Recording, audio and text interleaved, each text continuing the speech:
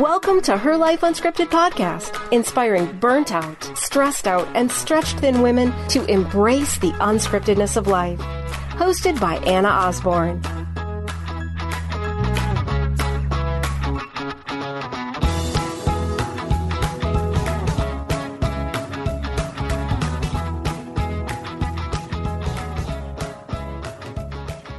Hello, ladies, and welcome to Her Life Unscripted, episode 64. I am your host, Anna Osborne, and I'm here.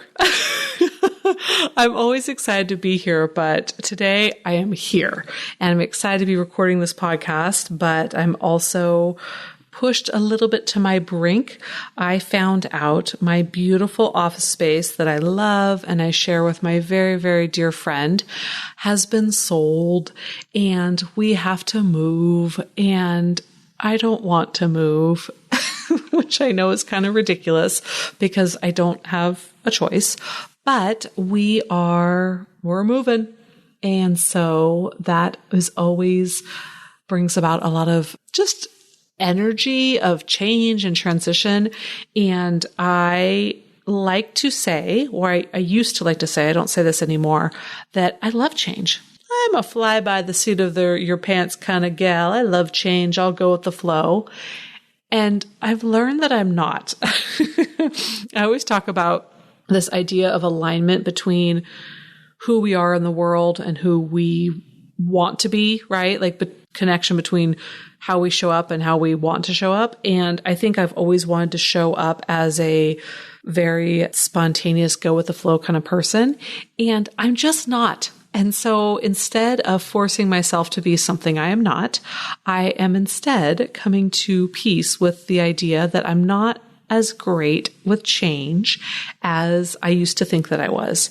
I love adventures and I love new things, but I also like my routine, and I like not packing boxes up in July in Sacramento when it's 117 and moving to a new office building. So that is what I like. And that is not what's happening right now in my life. So we are currently on the hunt for a new office. We're looking for like 1,200 square feet. And so that always becomes, an ordeal when you're looking for kind of some square footage.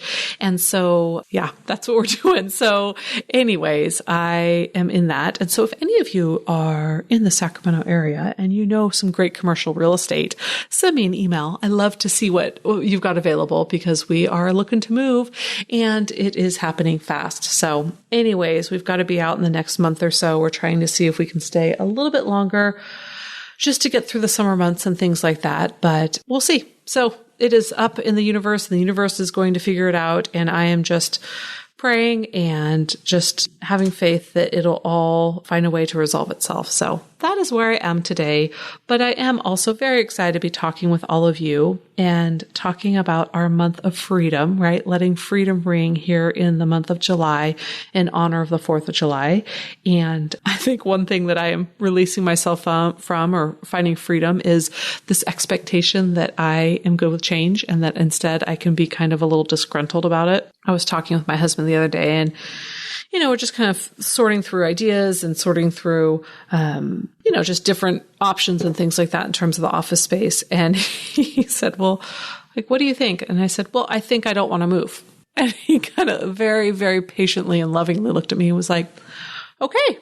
And, he kind of gave me a minute, and then I replied with, and I realized that isn't an option, but I'm still getting used to it. So anyways, that's where I'm at, and it'll be what is going to be. So that is what we're working with here, and me personally and professionally. And I think too, those of you that know me or those of you that see my office, I have spent a lot of time creating it to be a sanctuary, not only for myself, but for my clients. And so although I have faith that I will do the same thing with my next office, it also, I think, is kind of anxiety producing for my clients. So being able to just kind of get that all figured out is big. My husband was very sweet and said, Anna, you could make a shack look beautiful, which was very sweet, but I don't want a shack. I want something that is very calm and serene. And one thing that my friend reflected to me, the one that I share office space with, she said, we are both moms of young kids. She got a 5 and 6-year-old, almost 6-year-old. And I've got 2 5-year-olds. And she said to me the other day is the reason that we were thinking it's so kind of, up in the air with this idea of moving is that at home, and for any of you that have young children, I know you experience this too, where you put something down and then you come back later and it's gone. Like some small child moved it or thought it was theirs or wanted to play with it. Or you leave the house looking semi-presentable and you come home and a bomb went off and you're thinking, where is my peace and quiet? And so I think that is really what Cammie and I have done in our office space is I leave my coffee cup on the corner of my desk clean at the end of the day, and I come back the next day and it's sitting there clean, waiting to be filled up with coffee or tea in the morning. And understandably so, that's not the same at my house. So yeah, anyways, transition. That is where we're at, my friends. Yeah, I think that's the biggest update right now. I will think of any to share with you as we continue on today. But I would love to hear what's going on in your guys' lives too. You are so generous when you reach out with your words of encouragement and all that good stuff. But I want to know what's going on with you too. How do you guys manage change? Any of you masters at it? Any of you really good with change? What's your trick? Help me. Yeah. If you've got a trick, I'd love to hear it. But yeah, it is. I think I lived in the same house growing up. I never moved as a kid. I went to the same elementary school, junior high, and high school that my sisters went to. And I think that too has just created a sense of routine. And I have friends who, their parents were in the military and they moved around a lot. And it's so cool talking to them about change because to them, change is the norm, where for me, that consistency is the norm. And so it is really cool when I can have those conversations with them, what it's like for them to experience change and how they manage it. And quite honestly, I learn a lot from them. So if you are one of those people, tell me your words of wisdom. So I think that's it. And I'm excited to dive into our topic today. What I actually texted my office mate, my girlfriend the other day, and I said, the universe is a funny, funny thing. And she kind of responded back with question marks. And I was like, oh, no reason, just is. Just, whatever was going on that moment kind of stuck out to me. But it is so true. The world, God, universe, whatever you call it. I call it God. Other people call it universe. But we're constantly learning lessons, right? And my mom always said, or she repeated this saying that if you want to make God laugh, make plans, and it's constantly showing us that we're not in control, which for those of us that are kind of type A and kind of like to be in control, it's a hard lesson to be reminded of. But nevertheless, it's funny whenever I write down topics, and I would say usually I kind of know what the theme is for the month's show about at least a couple weeks ahead of time. And so I'll kind of jot down these ideas and I'll feel like, yeah, that sounds good. And then the time comes and I'm like, are you serious? Like that topic could not be more aligned with what's going on in my life right now. What is happening, right? So maybe I need to start writing topics about luxurious kid-free vacations and winning the lottery and whatever it is, because for whatever reason, when I write down a theme and the time rolls around to start recording and doing some research and diving into that topic, my life is full of that topic. So that is the ins and outs. But today that we are talking about, obviously we are in our theme of letting freedom ring and releasing ourselves in freedom, right, this month of July. And so today we are talking about this idea of releasing ourselves from overwhelm and balance. And for those of you that have been listening for a while, you know that in the month of January, we did this whole kind of series on balance being BS, right? That it's kind of this garbage expectation that we've all been sold, which quite honestly, I believe wholeheartedly. And yet it's still there, right? We haven't released ourselves from it. And so I wanted to spend a little bit of time just talking about the demise of ourselves when we are seeking balance. But before I get there, I will tell you something. Well, I'll tell you two things. One, I always like to do a little research before the show, right? Read some pop culture articles, kind of dive into what's going on in the world and, what Google has to say about who, what, when, where, and why, and then being able to just use that as to grow my inspiration for the show. So I thought about this idea of balance and that it's ridiculous. And yet it is everywhere I turn is this idea that we need to achieve balance. And I want to be released from that. So I started thinking, I wonder how common or how often that word is used, right? Which I have no idea how you'd ever decide that. But I said, I'm going to go to Google. Google will help me answer this question. How often do we use the word balance? And of course, Google had nothing to offer me besides typing in the word balance, and you've got 9,000 pages to scroll through. But the thing that absolutely made me laugh out loud was I type in, this idea of balance or balance into Google. And of course, it comes up with the definition, because that's usually what happens when you type just a single word into Google.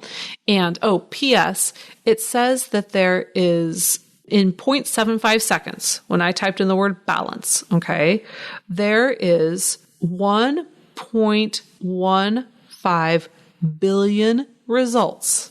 Billion with a B, people. B. 1.15 billion results.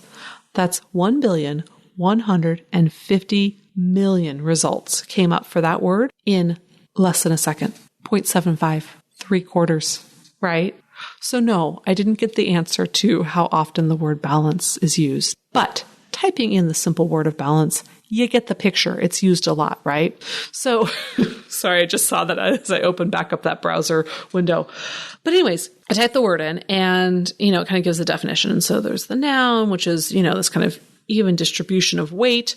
And so the definition, right, is as a noun is an even distribution of weight, enabling someone or something to remain upright and steady. Okay. That to me is hysterical. So we're saying that balance is actually something that helps us remain upright and steady. Like, I'm sorry, but that's the most ridiculous thing I've heard in my entire life. There is nothing about balance that has ever helped me remain upright and steady. It crushes me. It absolutely crushes me when I am trying to equally distribute the weight of the world. Right? And it's my world. It's just like you guys have your world, right? Work, family, kids, exercise, eating, meditation, prayer, like those things are so heavy. And when I am trying to remain upright and steady, I look like a crazy woman because I don't have enough tentacles to hold up that much stuff. And so this definition has got me quite in an uproar. But the other thing, and this is so what I believe balance is a verb, right? And the way it's defined is that balance as a verb is to keep or put something in a steady position so that it does not fall.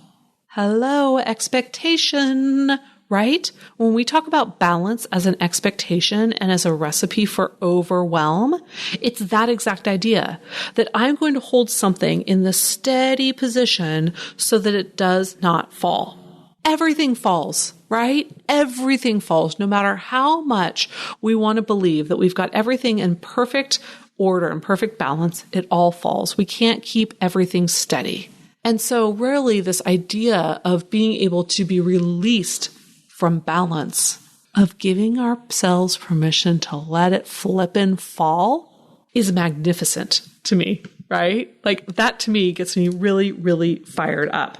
And so why, well, I guess it's not the question of why, but this idea of giving ourselves permission to let it fall, let it just crash to the ground. And the amazing thing that happens is when it all crashes down to the ground, we actually get to see the stuff that's still important. Because all achieving balance is racing on that hamster wheel, just trying to, evenly distribute that weight enough in order to keep things upright and steady and then hold it in a steady position so it doesn't fall. Like, oh my goodness gracious, we cannot do that. We cannot have an expectation that we as human beings have any ability to keep things in balance. Let me say that again.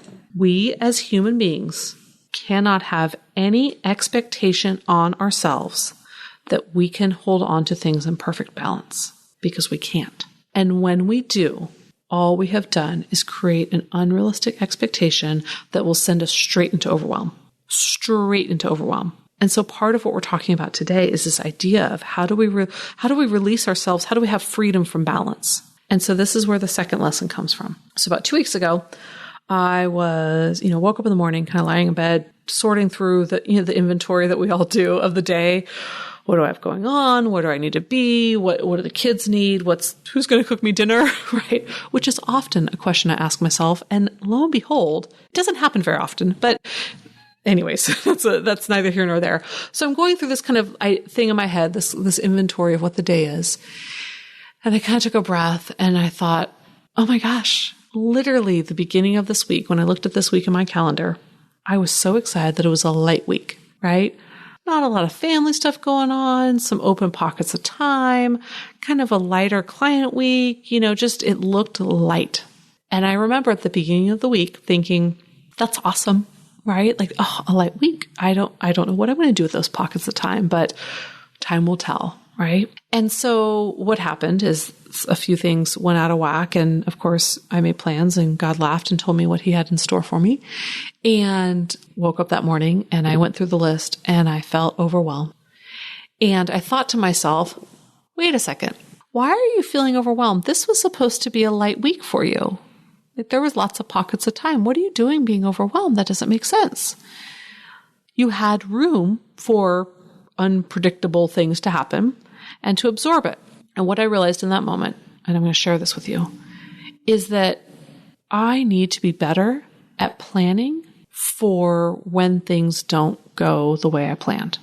And that sounds kind of funny, right? Because I don't want that to get misheard as I'm expecting the worst, right? Because I don't live my life like that. I don't live my life expecting the worst.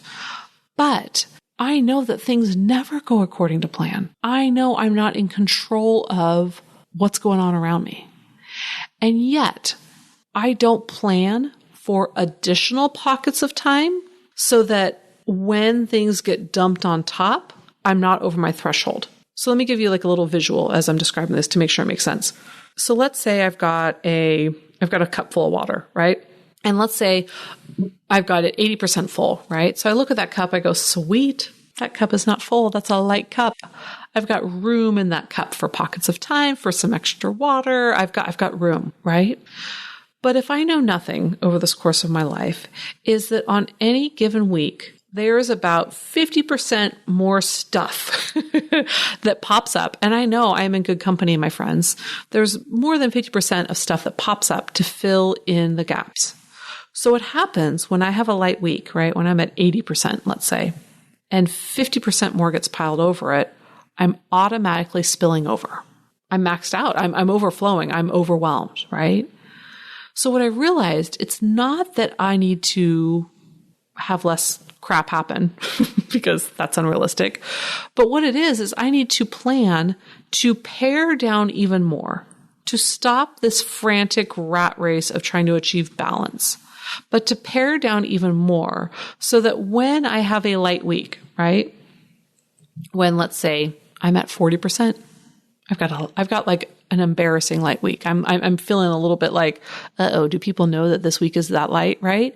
That when I'm at, let's say 40% and life gives me 50% more, let's say I'm even at 50% and life gives me 50% more, right? Because it does it every week anyway. So I'm going to just expect that I haven't overflowed because I've created enough room. I've let go of that idea of balance. I've created enough room for that when life hands me what it's going to hand me, because I know I'm preaching to the choir, ladies, right?